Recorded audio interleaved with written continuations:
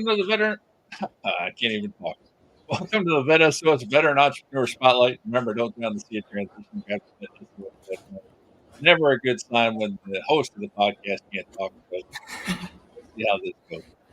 The Veteran Entrepreneur Spotlight is sponsored by SpearPoint Solutions. SpearPoint Solutions is a one-stop shop with leading-edge products, services, and training from multiple vendors. From AI training to corporate gifts and much more, they have everything you need to help your organization thrive in the modern economy. Please check out all their valuable offerings at spearpointonline.com. And remember to use the code VETSOS on anything you purchase there. That'll help us continue our mission to help improve the lives of those who serve. Today, we're sitting down with the one and only Peter Cline, founder of Boots to Books. Boots to Books is a nationwide 501c3 nonprofit that provides scholarships, career discovery opportunities, resume and interview support, and employment opportunities to members of the military community, never at any cost.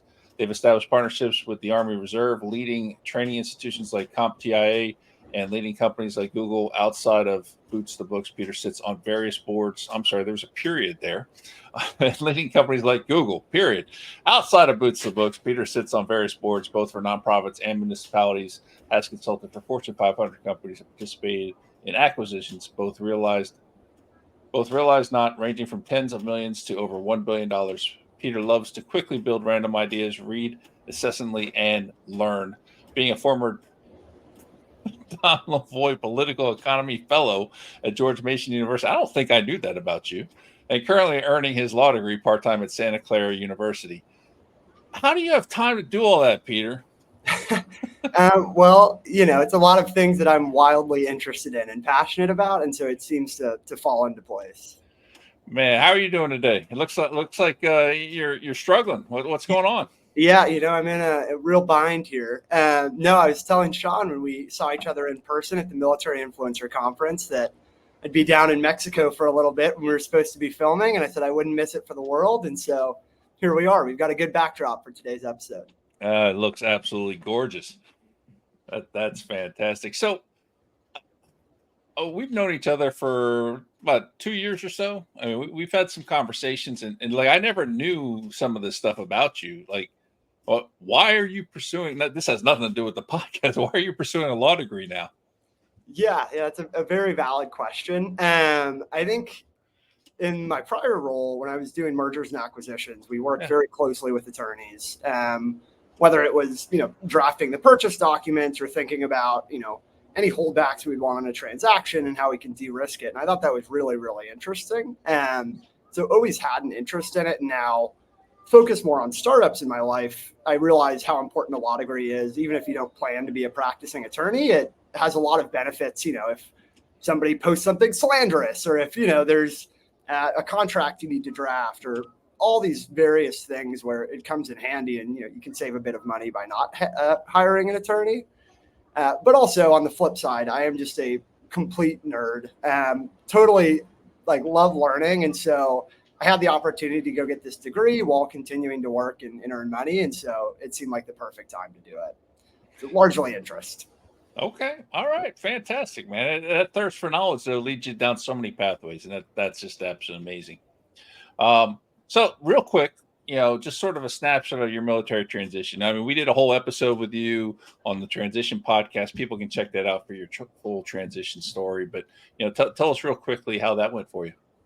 Yeah, it was tumultuous and very difficult at first, but in the end, it went fantastic, which I think is the common theme. And so I always tell folks transitioning, it's a whirlwind now. It seems like everything is going wrong and it's so difficult, but things do click into place, and eventually the stress is gone and you feel amazing. It's truly the best feeling in the world. And so I was in the Army. I joined directly out of high school, and I had done a bunch of competitions like the Fort Benning NCO of the Year and started my degree. All these things I thought would make my transition the easiest experience ever.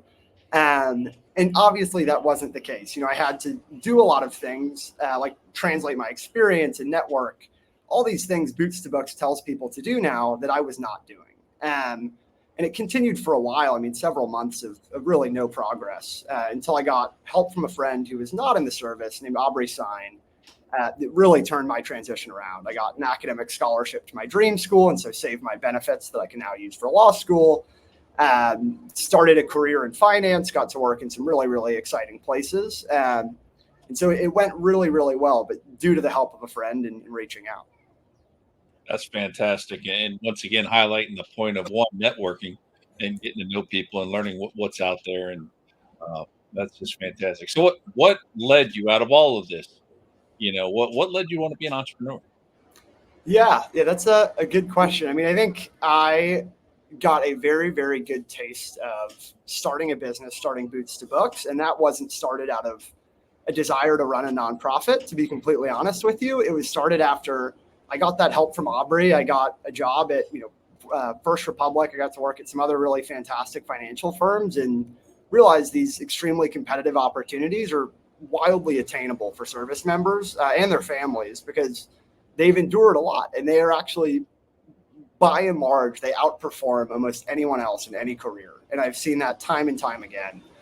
And so we realized that the help Aubrey had given me, really pushing me towards that competitive career and helping me align my experience to the things they were looking for, could be reproduced for so many folks. And it's worked wonders now. And so that was really what drove me into it. And then after starting Boots to Books and realizing, all you really need is a MacBook and a loud voice to start a business, I was completely captivated by it. And so now I just absolutely love it. And I got to work in some corporate roles, and one where I was going out and acquiring businesses, many of which were startups or just kind of entering the growth phase, but also as a consultant at a startup consultancy with 9 people. So we were consulting for VC-backed startups, for private equity acquisitions, but we ourselves were also a startup. And so it was like the perfect, real intro to the startup world, but also seeing so many different ones and how they were succeeding and how fun it looked.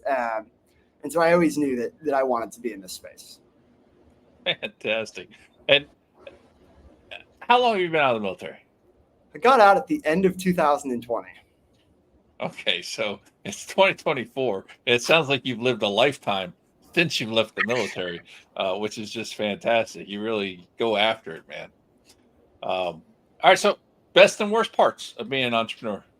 Yeah, it's a great question. I would say the best part is that it feels really, really great to build something that people want. And it's really, really exciting. I have both worked in a 9-person company and a 5,000-person company. And the individual difference you feel like you're making at a startup is so much larger. There's so much less bureaucracy. I mean, think about like pushing a feature out.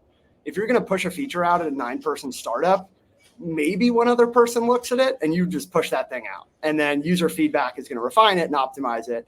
At a 5,000-person company, they've got reputational risk. They've got all these other things.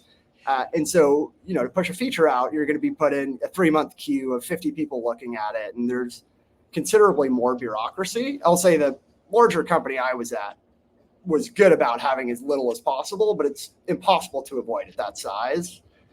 So I think that's the best part is you move quickly, you have a big impact, and it's super fun. It's also highly, highly rewarding if you do well. The bad part is, and I think me taking a call while being at a wedding is, the epitome of this, is that you have to work an incredible amount. And there's a lot of people who seek balance in life.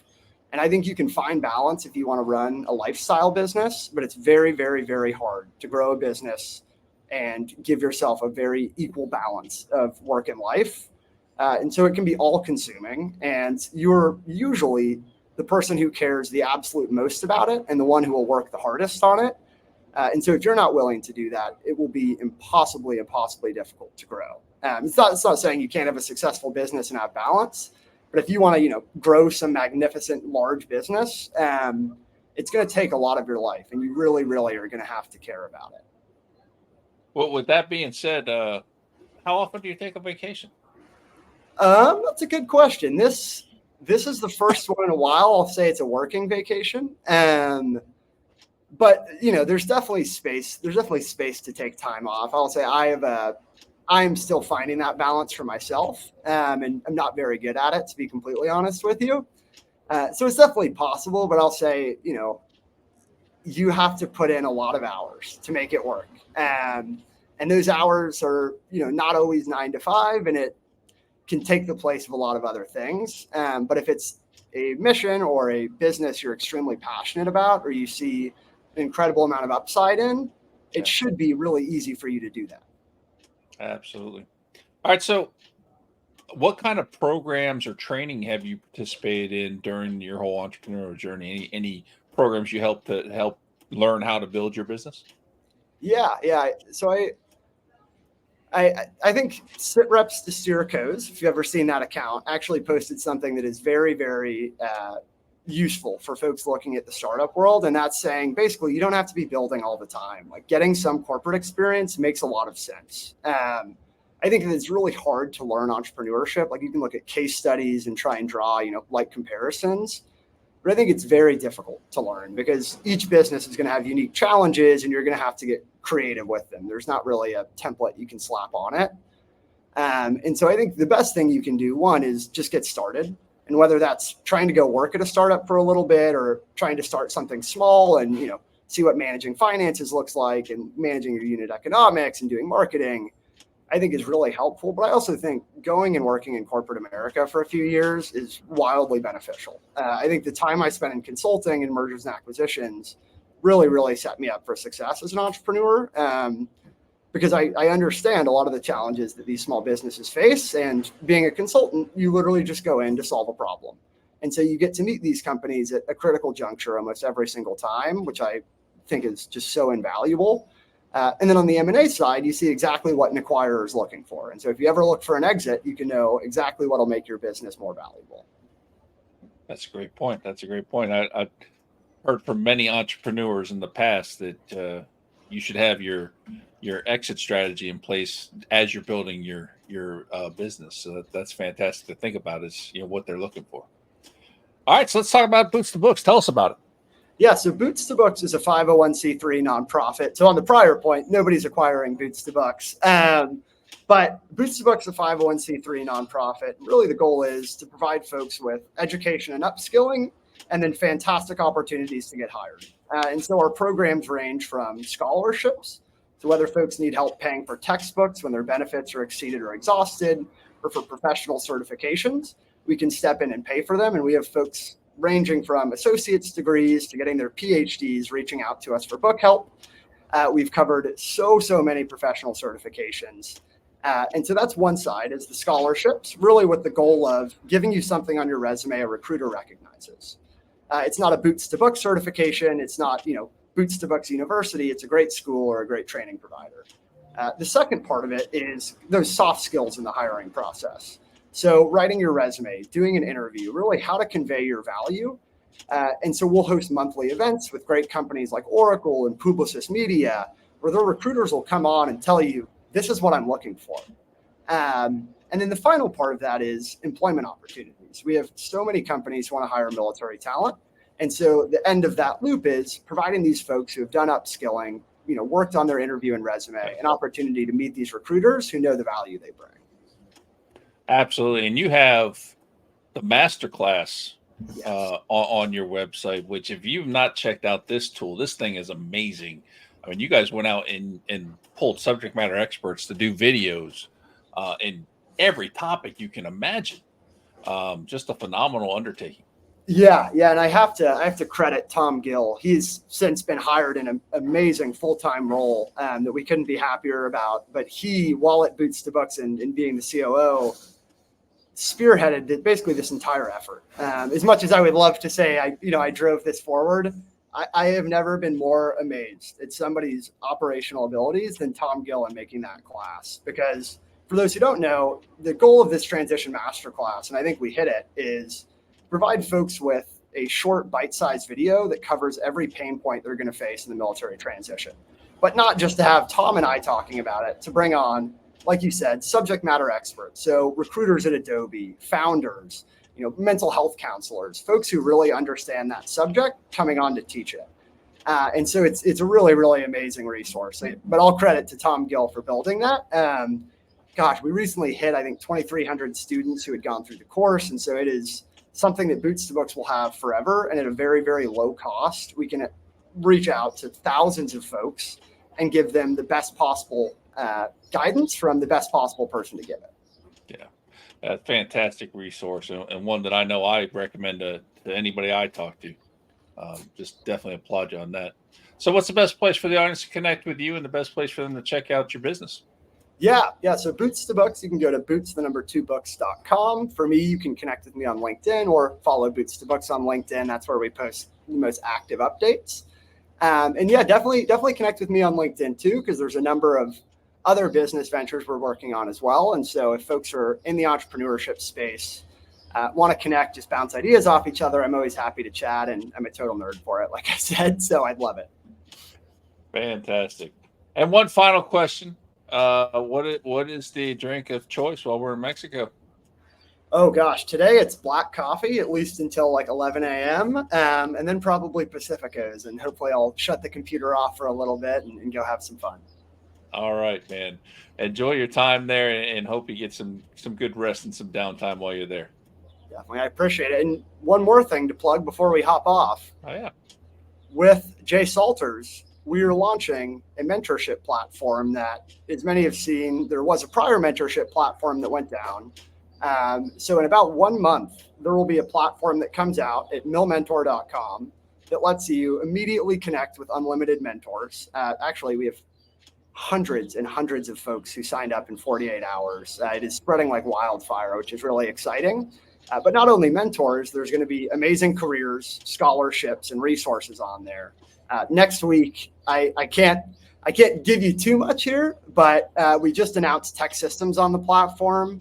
We have a whole host of more employers, including Fortune 500s, who have signed up, who are going to be announcing up to the launch. This will never, ever, ever cost a cent. With the goal of you can get mentorship, you can find a job, you can find upskilling all in one place, all with one profile. Outstanding. Yeah, we're definitely happy that you're doing that. And I think there were a lot of people that felt that void immediately when the other one went down. So appreciate you stepping in, filling that void, and I'm happy to be a member of it and look forward to helping future people transition through the whole process. So. Well, we want to thank Peter for joining us on Vet S.O.S today. On behalf of the Vet S.O.S family, we'd like to thank everyone for joining us today. You can find Vet S.O.S on all your favorite podcast platforms, YouTube, and your favorite social media platforms. Make sure to subscribe and follow so you don't miss anything. And remember, don't drown in the sea of transition. Grab the Vet S.O.S Lifeline.